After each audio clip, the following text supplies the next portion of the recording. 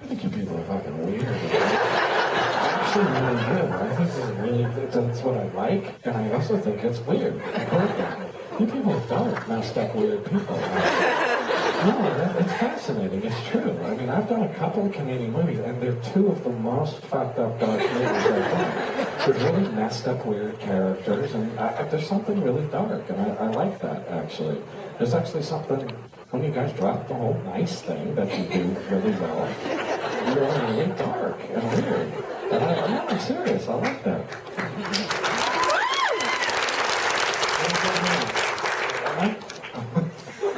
Really? What was the other movie? I'm just curious. Just how I'm gonna have this conversation. I did a movie called Barney's Version. But there's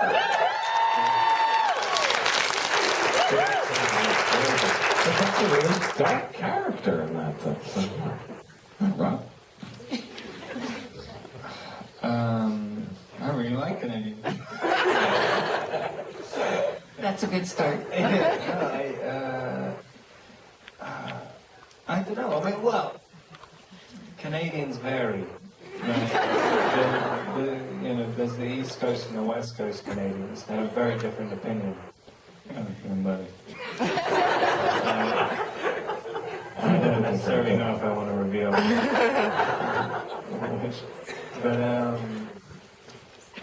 But I really liked working in Toronto. I like Torontonians. No, it was fun. It's a cool city. I think I like it. Great, thank you. So enough about Canadian narcissism. Question for the actors, and of course kudos to Juliette, who's not here, and Jay, who are brilliant in the film and led by the illustrious David Cronenberg. A question, I don't know, Robert and Paul, that last scene, and Up Against the Giant, we touched on Barney's version in the last question, but here's, one of our most brilliant actors, Paul Giamatti, I think we all love. What was that? We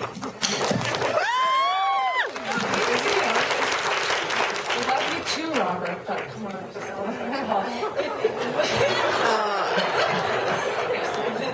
I think just to have a bit of a conversation about that last scene, which is kind of that ending on that final note and the intensity as the actors and the story and coming together and the challenge. Anyone to take the mic and talk a bit about the story ending and the film on that final note.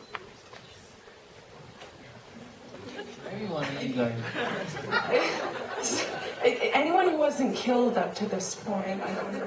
Kevin?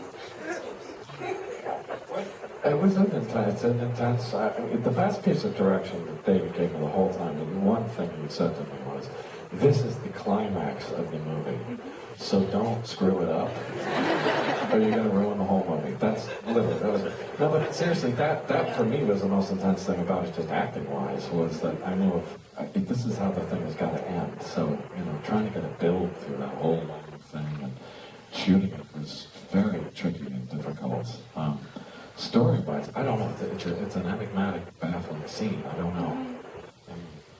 But I guess as Paul, Paul and Robert sitting there with Paul in this heavy scene and the responsibility of closing that, how are you feeling? And it's all coming together.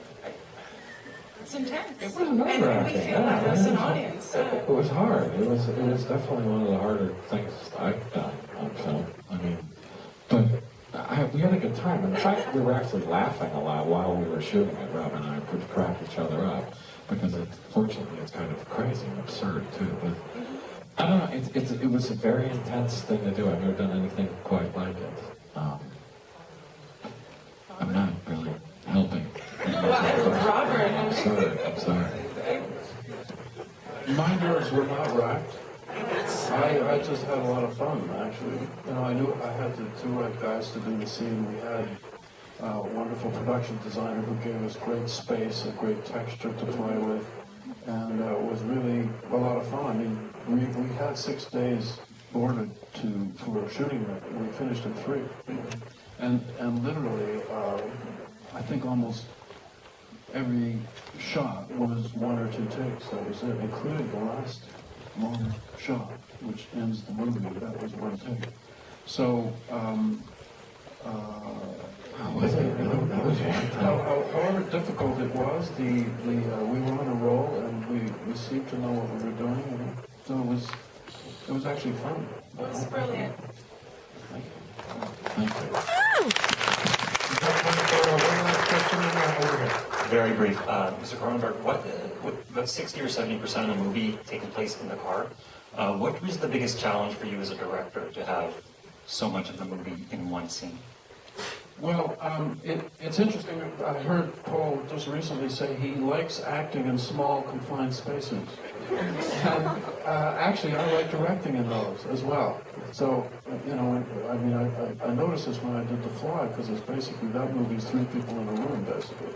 So, I liked, it wasn't so much a challenge as a kind of joy and a lot of fun to create this limo. It was a set, obviously. They came apart in 24 pieces, like a kind of Lego car. You could split it down the middle or in half and all that, so that we could light it and shoot it from different angles and put it in New York City later through the windows.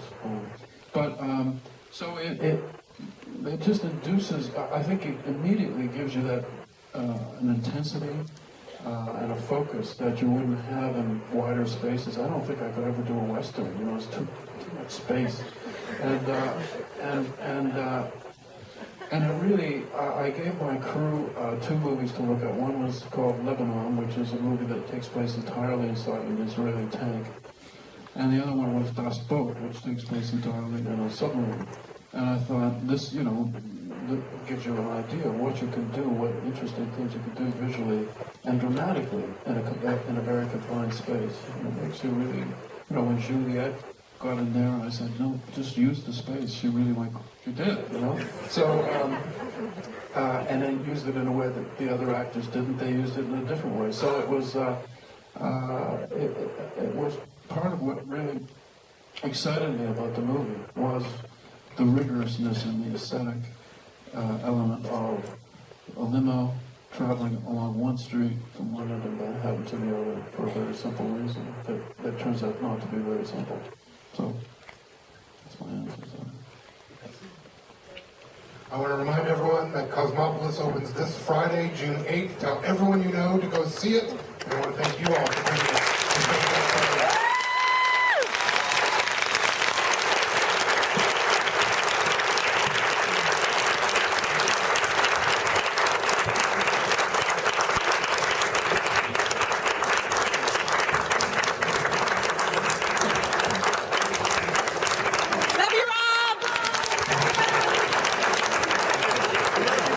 I'm using you for